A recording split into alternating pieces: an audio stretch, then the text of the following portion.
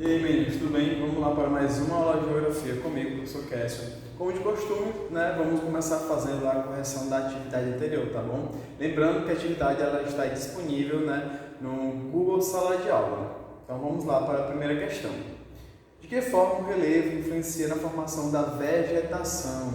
Nossa aula passada foi justamente sobre isso. E alguns acho que tenham ficado um pouco com dúvida, Como é que pode a vegetação ser adaptada pelo relevo? Neste caso, o que é que vai acontecer? Nós vimos que a cada 1000 metros de altitude, a temperatura tende a diminuir em torno de 6,5 graus Celsius. Não é isso? O que é que vai acontecer?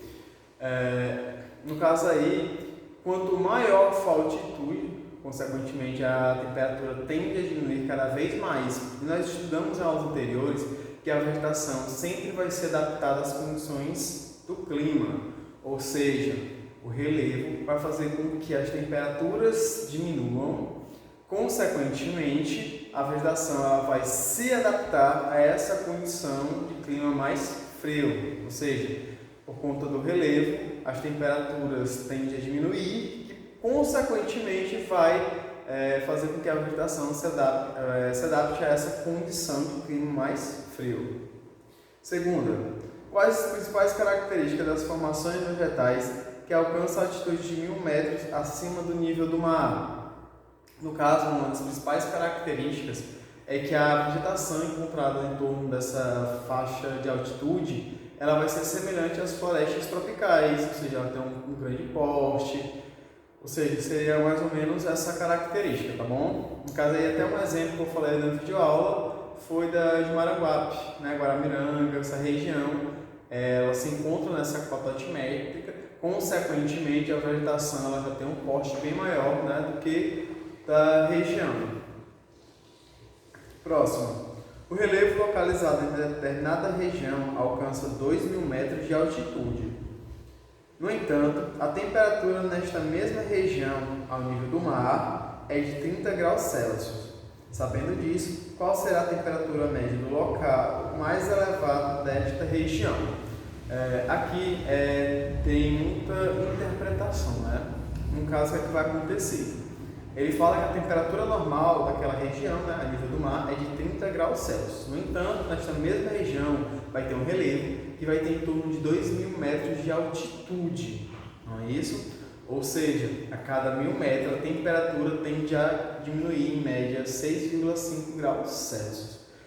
Neste caso, o que acontece? São 2000 metros. No caso, era o quê? 6,5 vezes 2. No caso, dava 13 graus, ou seja, a temperatura iria diminuir nesta região mais alta, em média 13 graus Celsius. Depois era só pegar essa temperatura e subtrair a temperatura local, que seria de 30 graus. Então, daria o quê? 13 menos 30, que vai dar 17 graus Celsius. Ou seja, a temperatura na região mais elevada vai ser, em média, 17 graus Celsius, tá bom? Era mais ou menos isso que a questão estava pedindo para vocês fazerem. Então, vamos lá para a nossa aula de hoje, porque como vocês podem ver, a nossa aula de hoje é ainda continuando sobre os elementos da natureza e as paisagens, só que nesta aula vamos falar sobre a formação do solo, o clima e um pouco sobre as correntes marítimas, tá bom? Então, vamos lá dar início. Primeiro, formação do solo. Antes de falar como é que se faz, como acontece a formação do solo, é muito importante que vocês saibam o que é um solo, tá bom? Então eu coloquei aqui uma definição bem simples para facilitar a compreensão de vocês. Então vamos lá. O solo é a parte exterior da crosta terrestre em contato direto com os demais elementos, No caso aí nós temos aí a força da água, o vento, os próprios seres vivos, ou seja, o solo é justamente essa camada mais superficial, tá bom? O solo ele se torna de extrema importância para nós, Por quê? Porque é justamente onde se desenvolve a vegetação, inclusive nós dependemos dessa vegetação, Porque a maior parte dos alimentos que nós consumimos vem aí a partir vão crescer, desenvolver no solo, não é isso? E é também onde realizamos a maior parte das atividades econômicas. Ou seja, o solo aí realmente ele vai ter uma grande importância, tanto para a existência de vida, né, quanto para as atividades econômicas, tá bom? Ou seja, que é só para podermos começar a nossa aula, né? Então vamos lá. É importante que vocês saibam que o solo ele não é único. O que isso quer dizer? Isso significa que vai existir vários tipos de solo, tá bom? Que esse solo ele vai variar de acordo com a relação dos diferentes elementos daquela região. Ou seja, mais uma vez estamos vendo aí que os elementos da natureza tendem sim a influenciar, tá bom? Né, a formação dos solos, tá bom? E aqui alguns exemplos, né? Os tipos de rochas, nós inclusive já estudamos, né? Quais eram os principais tipos de rochas. Tá? O clima também ele tende a influenciar na formação do solo e a quantidade de matéria orgânica naquela região, ou seja, que são alguns elementos, alguns fatores que vão contribuir para essa diferenciação nos tipos de solo, tá bom? E aqui eu separei alguns tipos de solo, né? Alguns mais conhecidos, né? No caso aqui nós temos o solo arenoso, nós temos o solo argiloso e o solo calcário, tá bom? Aqui apenas alguns exemplos de tipo de solo, mas existem inúmeros outros, tá bom? No caso aqui vai estar relacionado com os principais minerais constituintes, tá bom? No caso aqui do solo arenoso seria uma areia, né, no caso. No caso nós temos o solo argiloso, que ele é o principal minério dele, justamente as argilas. E o último ali, o solo calcário, o principal mineral responsável pela formação desse tipo de solo vai ser o calcário, tá bom? Então vamos lá continuar. Processo de formação dos solos. É importante que vocês saibam que nós só podemos considerar solo quando ele tiver presença desses 4 elementos, que são matéria mineral, proveniente das rochas, matéria orgânica, que é proveniente dos restos de animais, restos de folhas, galhos também, água, ou seja, o solo tem que ter água, e ar, tá bom? Ou seja, justamente através da junção desses 4 elementos aqui que nós vamos ter a formação do solo, tá bom? E voltando aqui para a formação do solo, é muito importante falar que o solo ele vai ter a sua origem, ele vai se iniciar, né, seu processo de formação através do intemperismo, que nós já estudamos também. O intemperismo, para quem não lembra, seria o desgaste da rocha, tá bom? E o tempo, né? Você pode perguntar, mas professor, o que é que o tempo tem a ver com o processo de formação do solo? No caso aí, o solo ele vai variar na sua espessura, na sua profundidade. Ou seja, um solo recente ele tende a ser raso. Um solo mais antigo ele tende a ser bem mais profundo, tá bom? Ou seja, o tempo também vai influenciar nessa questão. E aqui, para facilitar um pouco a visualização de como é que vai formar o solo, tá bom? Primeiro nós temos a rocha, não é isso? Posteriormente, essa rocha ela vai começar a sofrer com intemperismo, né? Processo de ação do calor, da água, ou seja, o clima já vai influenciar aqui, tá bom? E aí essa rocha começa a ficar cada vez mais desgastada. Consequentemente, ele vai começar a ficar rica em matéria mineral. Posteriormente, começa a receber influência da vegetação, tá bom? Mas de pequeno porte, porque o solo ainda é raso, ou seja, que é característica do solo jovem, tá bom? No caso, a maior parte do sertão nordestino, ele é caracterizado por ser um solo recente, um solo jovem, ou seja, a maior parte dele, nossos solos são rasos, tá bom? Posteriormente, com o tempo, esse solo tende a ficar cada vez mais profundo, tá bom? E aí já começa a crescer árvores com porte maior. E por último, nós temos um solo mais velho, né? Consequentemente, esse solo vai ser bem mais profundo, tá bom? Inclusive, nessa região mais superficial, vai ser a região onde vai ter a maior quantidade de matéria orgânica, tá bom?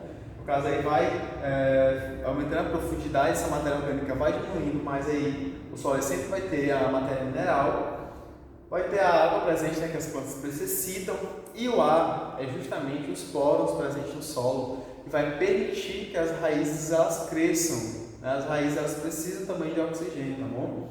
Ou seja, dessa forma aqui nós temos o processo de formação do solo, tá bom?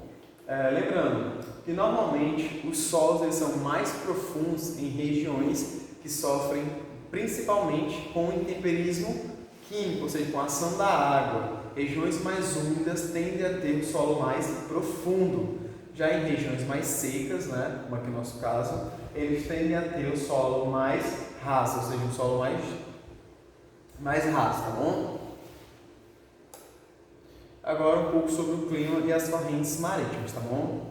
O clima, como já foi falado, né, ele é fundamental, né, quando nos referimos aos aspectos da paisagem, porque nós já vimos que a vegetação sempre vai se adaptar às condições de clima, não é? Sem mencionar que é bastante importante também para a nossa vida e para a economia, né?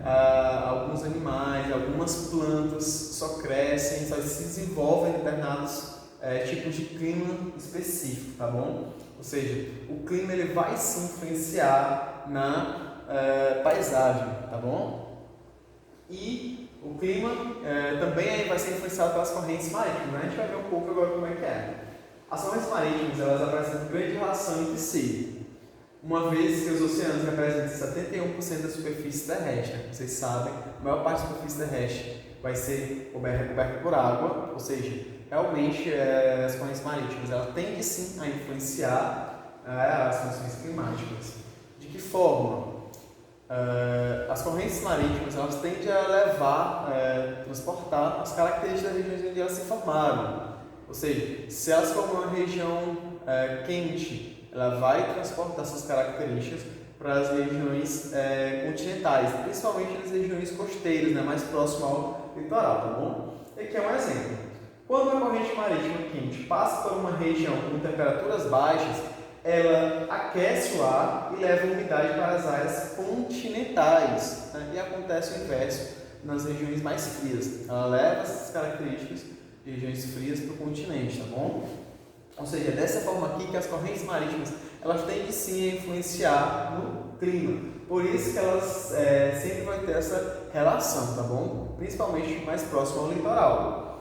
E a questão é que nós vimos vocês perceberem, tá bom? Que as correntes marítimas, elas influenciam o clima influencia a vegetação e a vegetação influencia o nosso modo de vida, tá bom? Que é só para vocês perceberem que uma coisa sempre vai estar ligada à outra, né? E desde o começo, se vocês tiverem notado, eu venho falando nessa relação que existe dos elementos da natureza na formação das paisagens, tá bom? Então sempre fique atento a isso. Que essa relação dos elementos da natureza, seja o clima, seja o relevo, seja o solo, ele vai sim, vão estar interligados, tá bom? Para a formação de paisagens, ok? E aqui é só para vocês realmente visualizarem essa questão das correntes, tá? Que são algumas das principais correntes marítimas pelo mundo. Vocês podem observar que nas regiões mais quentes, tem que formar as correntes marítimas quentes e as próximas regiões polares, né, vão formar as regiões com as correntes de ar, melhor, correntes marítimas frias, né? E eles vão se deslocando, tá bom?